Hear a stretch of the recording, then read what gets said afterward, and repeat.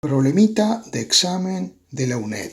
Un electrón se introduce en un campo eléctrico uniforme perpendicularmente a sus líneas de campo eléctrico, con una velocidad inicial de 6 por 10 a la 3 UDI metros por segundo. Si la intensidad del campo eléctrico es 2 por 10 a la 3 UdZ newton por coulomb, calcular la ecuación de la trayectoria que sigue el electrón. Vamos a verlo.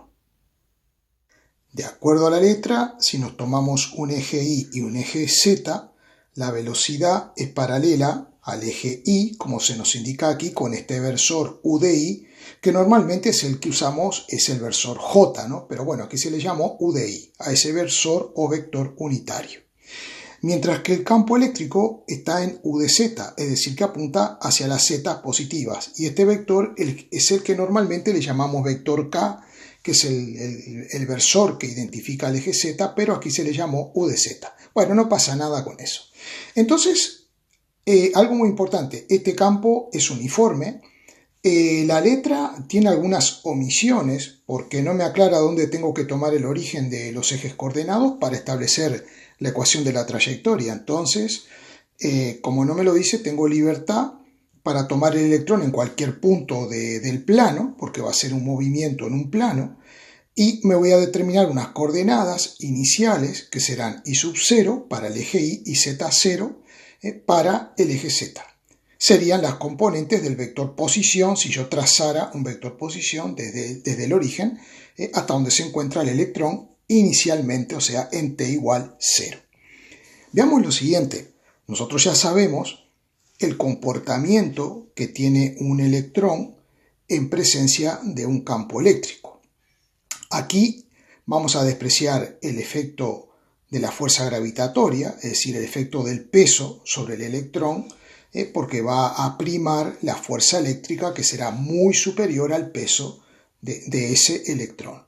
Entonces, cuando una carga negativa, como es este caso el electrón, se encuentra en un campo eléctrico, moviéndose o no, no interesa, pero si se encuentra en un campo eléctrico, experimentará una fuerza de origen eléctrico, electrostático, y esa fuerza será opuesta al campo eléctrico. Aquí la hemos denominado. ¿Cuál es el efecto que tiene esta fuerza eléctrica sobre la velocidad de este electrón?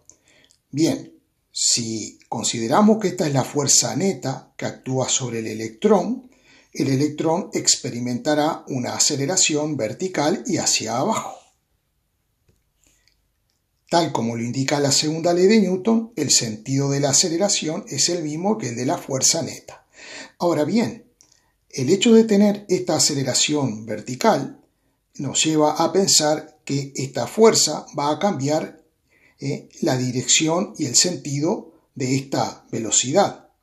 Entonces, podemos dibujar el electrón unos instantes después a ver cómo veríamos la situación.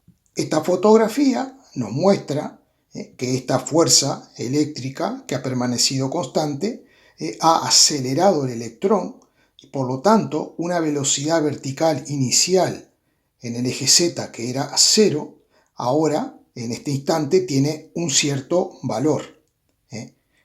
Esta aceleración provoca que aumente esta componente desde el valor 0. Pero ¿qué pasa con la componente horizontal V sub I? Esa componente no cambia en absoluto porque no hay ninguna fuerza horizontal que provoque aceleración, o sea, cambio de esta velocidad horizontal.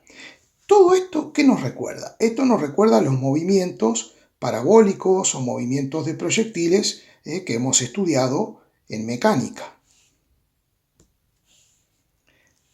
Recordemos que cuando un movimiento se efectúa combinado, como justamente la superposición de otros dos, porque aquí podemos decir que hay un movimiento de caída, el electrón primero está aquí y luego está aquí abajo. Y además hay un movimiento de traslación horizontal.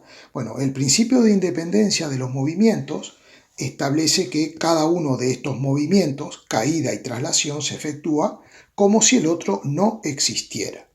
Entonces, el movimiento horizontal, como es un movimiento cuya velocidad es constante, porque el electrón avanza horizontalmente con velocidad constante, tiene características de un movimiento rectilíneo uniforme, para el cual podemos escribir que el vector I, el vector posición I, será igual al vector I sub 0 más el desplazamiento que vendrá dado por la velocidad en I multiplicada por el intervalo de tiempo que ha transcurrido entre este instante, que consideramos que esté igual a 0, hasta este instante t.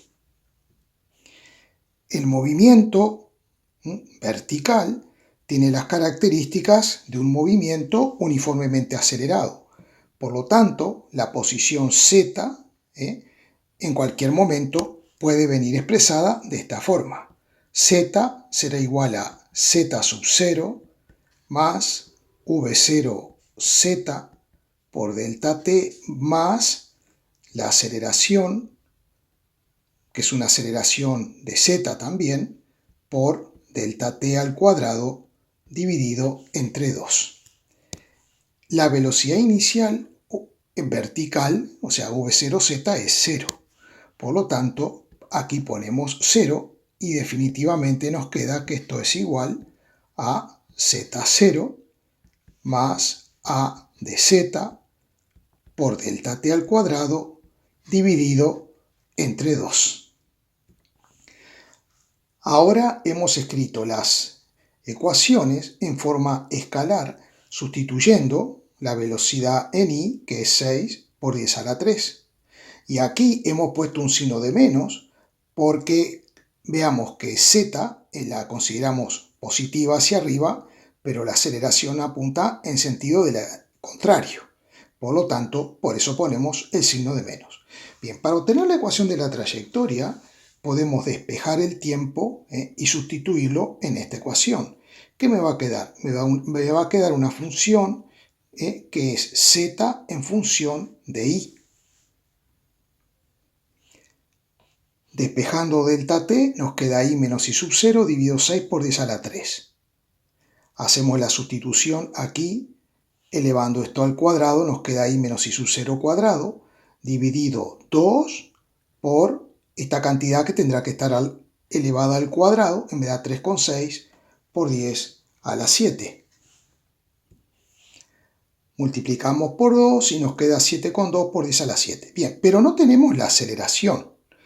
Pero la aceleración la podemos calcular. ¿Por qué? Porque sabemos, por la segunda ley de Newton, que la fuerza eléctrica es la fuerza neta y podemos escribirla como la masa del electrón, m sub e, por la aceleración, esa a de z.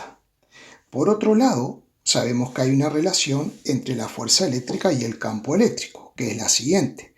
La fuerza eléctrica es igual al producto de la carga por el campo eléctrico.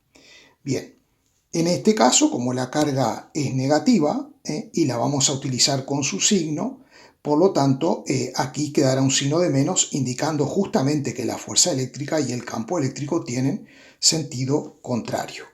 Pero a mí me interesa simplemente el módulo, para calcular el módulo de la aceleración a de z. Por lo tanto, esto lo voy a poder escribir, módulo de la fuerza eléctrica o electrostática, y aquí también puedo poner simplemente el módulo y para la carga simplemente voy a usar su valor positivo porque el módulo es positivo, ¿no?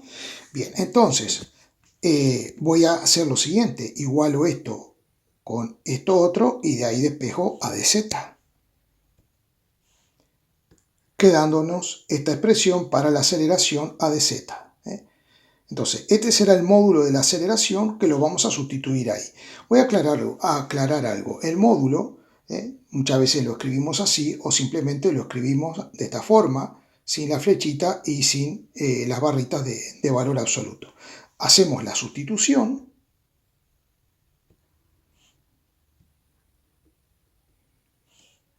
Ahora borramos y ahí ya tenemos la ecuación de la trayectoria. No necesitamos más nada, porque tengo z como una función de i. Esto es la ecuación de la trayectoria. Bueno, espero que se haya entendido y nos vemos en el próximo vídeo.